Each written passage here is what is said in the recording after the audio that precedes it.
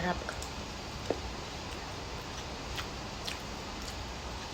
Hi mga lods, yes, nakakatakam yung una kong video, yes. May 3 akong saging dito kasi lulutuin ko na lang siya, gawin ko siyang bread kasi wala na akong bread. Naubos na yung bread ko, so ito na. Pagkatapos kong i-smash, lagyan ko ng cinnamon powder, baking powder, 1 egg. Yes, 1 egg lang. Isapat na. 2 cups of all-purpose flour and may natira akong sawang-sawa na ako dyan, strawberry jam, sinali ko na rin.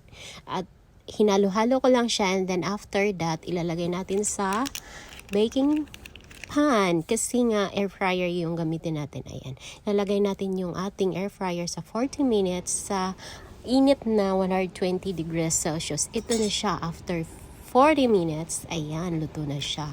Hihiwain na natin, medyo mainit-init pa. Pero, kasi nagkakape pa ako, may kape pa akong naiiwan. Takam na ako. Ayan na. Tikiman portion. Ang yummy niya talaga, promise. Actually, wala siyang oil. Yun lang talaga. Kung anong nakikita niyo sa video, yun lang talaga yung ingredients ko. Tara, tikiman Let's try my banana bread without oil.